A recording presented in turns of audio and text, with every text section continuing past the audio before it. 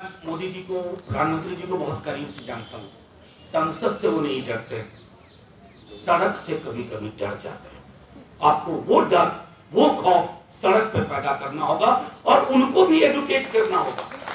मैं मोदी जी के मतलब प्रतिस्पर्धी, उनके विरोध में हूँ, लेकिन मैं चाहता हूँ कि वो बेहतर इंसान हो, बेहतर प्रधानमंत्री बने।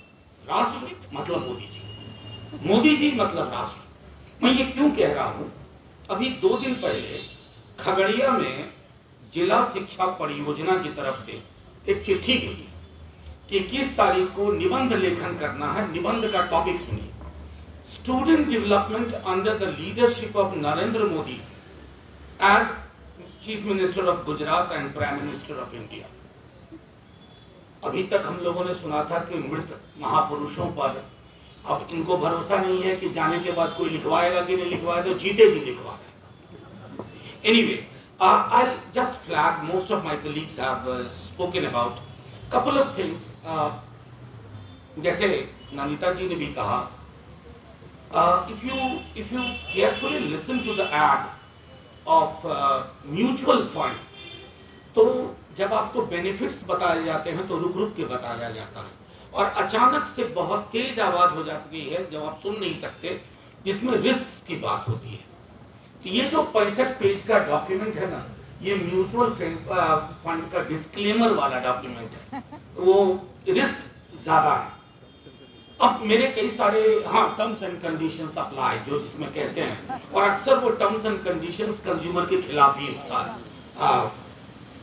मेरे मित्र रतन ने मुझसे कहा कि संसद में, तो मैं मुगालते दूर कर दूं। संसद एक ऐसी चीज है जो महज इमारत, और पुरानी वाले में चूंकि आत्मा भटक रही है पुराने लोगों की, तो हमारे प्रधानमंत्री जी ने कहा कि भटकती आत्माओं के बीच नहीं रहना है, नई इमारत बना रहे हैं संसद की। मैं ये इसलिए कह रहा हूं कि संसद पे भरोसा मत कीजिए। किसानों ने संसद पे भरोसा नहीं किया।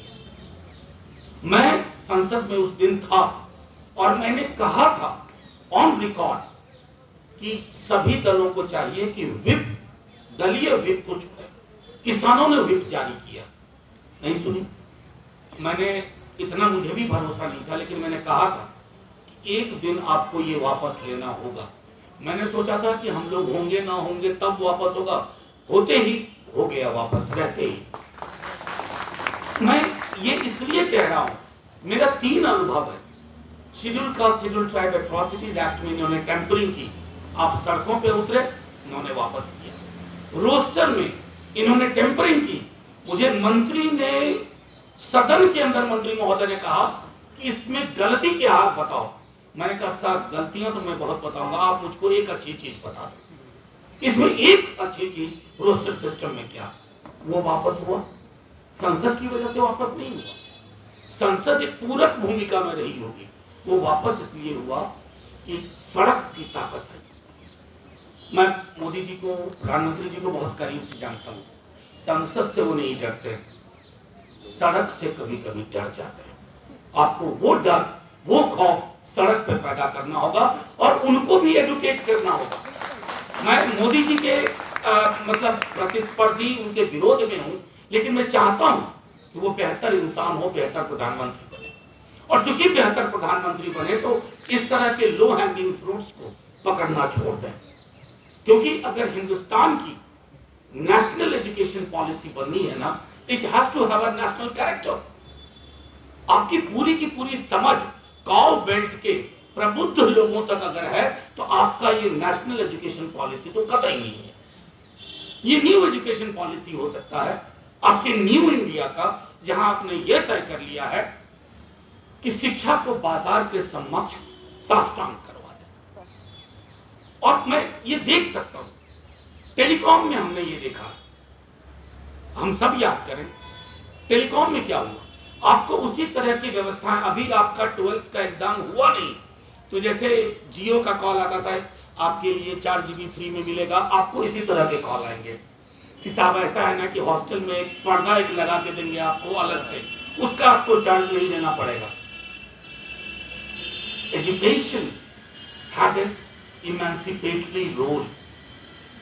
आप बाबा साहब को पढ़ो, मैं अपनी बात नहीं कह रहा, कॉन्स्टिट्यूएंट असेंबली डिबेट देखिए, क्या नजरिया था। Education was perceived to be an instrument of emancipation. आप क्या कर रहे हैं आज इतने वर्षों बाद। और मैं एक बात और कहूं, मेरे पंकज जी ने भी कहा था कि जब आज हम क्रिटिक कर रहे हैं तो मैं ये कतई नहीं मानता कि इससे पहले कि दुनिया सुनहरी थी या स्वर्ग था। नारकीय परिस्थितियां तब भी थी, लेकिन हया की एक चादर हुआ करती थी। इस दौर ने उस चादर को भी हटा के रख दिया। बेशर्मी से सारी चीजें हो रही हैं। और ये मैं समझता हूं पूरे पैनल में जितने हम लोग बैठे हैं, हमको 2 मिनट पहले बता दीजिए, 2 मिनट पहले हम सब पब्लिक फंडेड एजुकेशन सिस्टम से आए। मैं कल्पना नहीं, मैं जिला स्कूल सहरसा से पढ़ा। मैं समझता हूं कि आप में से भी कई लोग उसी तरह के विद्यालयों से आएंगे। वो ढांचा खत्म हो रहा है, हायर एजुकेशन में वो ढांचा खत्म हो रहा है। आपके सामने विकल्प के रूप में दिल्ली यूनिवर्सिटी होगी भी नहीं, क्योंकि देखिए जैसा कहा ना रतन ने कि खत्म करने के बहुत तरीके हैं, स्लो पॉइजन सबसे बढ़िया तरीका है। आप किसी, वो कहते हैं ना, give a bad name to a dog and then kill him. JNU के साथ क्या किया, आप नंबर 1 आ रही हैं, आप बहुत मुबारक, लेकिन आप बिहार, उत्तर प्रदेश के दूर दराज के इलाके में जाइए, मुझे कई दफा लोग कहते हैं सर बाकी सब तो ठीक है लेकिन जेएनयू के पक्ष में काहे खड़े हो जाते हैं। डेमोनाइजेशन बहुत तरीका है, डेमोनाइज करो, डिनाइग्रेट करो, ये इन तरीकों के माध्यम से इसको विकल्प के रूप में ही खत्म कर दो। अब एक दो छोटी चीजें कह करके मेरे कई साथियों ने कहा इक्वालिटी, फ्रीडम।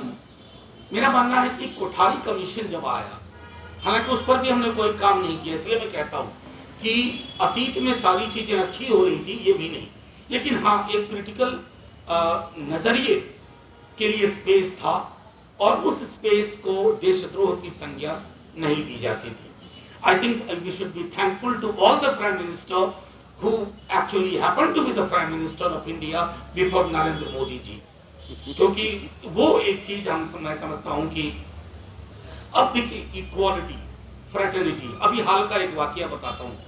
आप लोग कहते हैं ना संसद अद्भुत चीज है, संसद यहाँ चुपके से, और मोदी जी की पार्टी ये वाटर टेस्टिंग का काम करती है। एक फ्राइडे को हम बैठे हुए थे, तकरीबन 25-30 लोग ही होंगे, एक बिल अचानक से इंट्रोड्यूस होता है प्रियम्बल में अमेंडमेंट का। तुम मेरे कान खड़े हुए, बचपन से तो प्रियम्बल हम लोगों के लिए गीता, बाइबल, कुरान है, हालांकि मैंने उन तीनों किताबों से कोई बहुत वास्ता नहीं है, फिर भी कहने को गीता, बाइबल, कुरान है।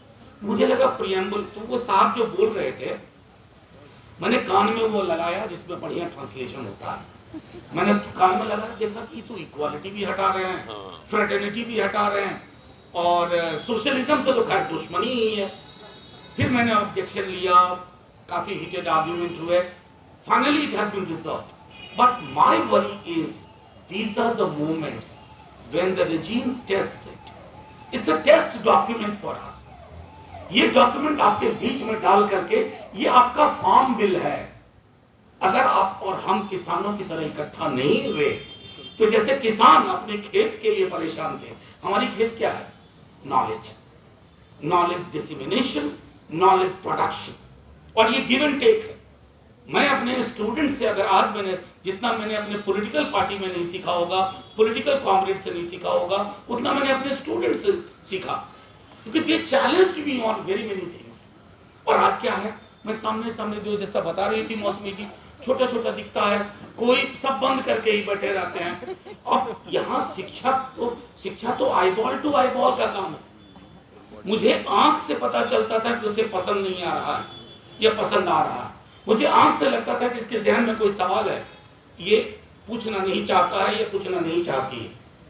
You have taken away all that, and I don't think Corona alone is responsible, because everything else is running so well, but you are not reopening colleges, universities. You know why?